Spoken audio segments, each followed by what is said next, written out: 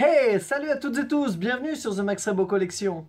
Et plus particulièrement dans The Black Series Zone.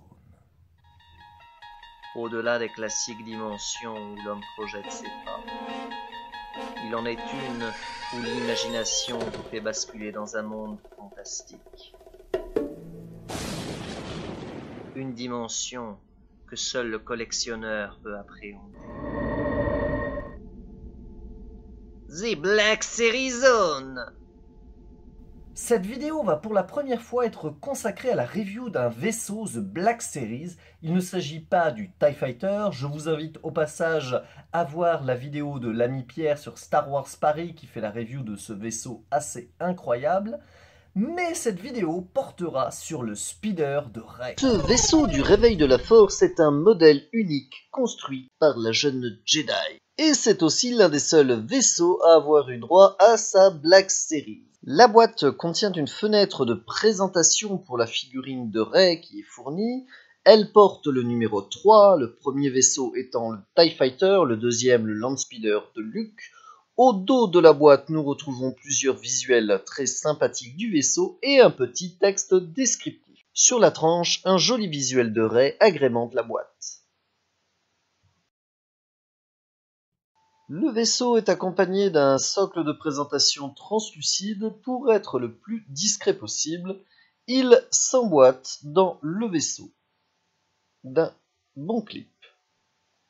Une fois ce socle installé, l'étape suivante est assez rapide. Il n'y a jamais beaucoup de montage avec les vaisseaux Hasbro. Il faut juste installer ce petit filet qui contiendra le fruit du pillage d'épave de Rey. Alors, vous le fixez simplement dans les petites encoches. Au passage, on remarque que le travail de peinture est assez sobre, même s'il y a des petites choses jolies.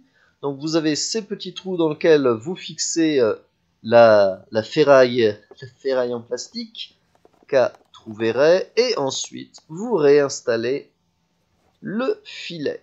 Voilà. L'effet est plutôt réussi, même si un travail de peinture supplémentaire sur la ferraille leur conférerait un peu plus de réalisme. Effectivement, appliquer une patine pour le vieillir, le salir davantage serait la bienvenue. Niveau fonctionnalité, on ouvre certaines petites trappes pour dévoiler l'intérieur du moteur. Rien de bien folichon, et on trouve la même chose de l'autre côté.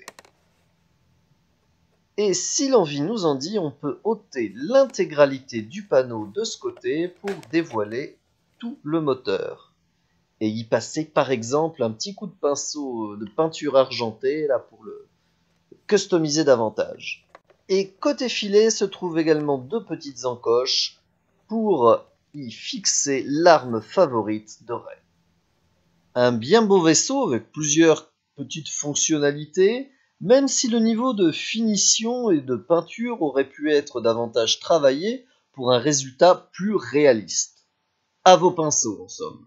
Le vaisseau est accompagné d'une figurine inédite de Rey, version pilleuse d'épave. Elle est accompagnée de son sac à dos, gourde incluse, de son arme fétiche, avant bien évidemment d'avoir un sabre laser, son bâton, et également d'un morceau de tissu, donc en plastique, qui se clipse sur son visage pour la représenter telle qu'elle apparaît la première fois à l'écran dans The Force Awakens, version voilée pour affronter les déserts de Jakku et les épaves des destroyers. Cette figurine est de plutôt belle facture. Je suis un grand partisan, moi, du tissu, du mélange tissu-plastique que je trouve ici assez réussi. La cagoule et les lunettes étant en plastique, elles se tiennent relativement bien et donnent un résultat crédible. Il est cependant dommage qu'on ne puisse pas les retirer pour découvrir Rey tête nue. On est donc obligé de s'acheter une autre figurine, la version blister standard, pour avoir Rey tenue de Jakku. La combi en tissu, donc cette tunique est plutôt jolie, avec des petits fils qui dépassent, mais après tout ça lui confère un peu de réalisme, car on ne peut pas dire que Rey soit très fashion, et c'est une tunique, elle est censée s'être fait elle-même, donc c'est plutôt réaliste. On a une petite ceinture, une petite sacoche en plastique qui permettent justement cette tenue de bien se tenir. L'articulation au niveau de la tête est plutôt correcte, assez limitée en raison justement de cette cagoule en plastique rigide.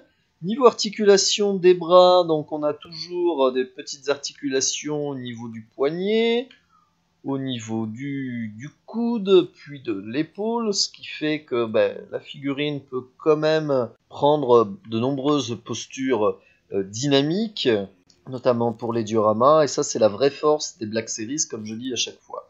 Donc le bassin est aussi articulé, au niveau des jambes on a les articulations habituelles, faire très attention en la manipulant, ne rien déchirer, avec le tissu est relativement fragile. On retrouve donc des articulations au niveau des chevilles, voilà, le pied va sur le côté, il pèse, tac. Au niveau des genoux, au niveau des hanches.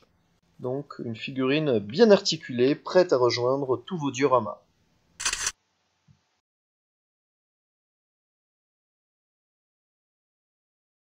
Merci d'avoir regardé cette vidéo, j'espère qu'elle vous aura plu. N'hésitez pas à me dire ce que vous pensez de ce vaisseau dans les commentaires. N'hésitez pas non plus à vous abonner à la chaîne pour ne louper aucune vidéo. Et je vous dis à très bientôt sur The Max Rebo Collection et vous laisse avec quelques photomontages que j'ai réalisés de ce magnifique vaisseau.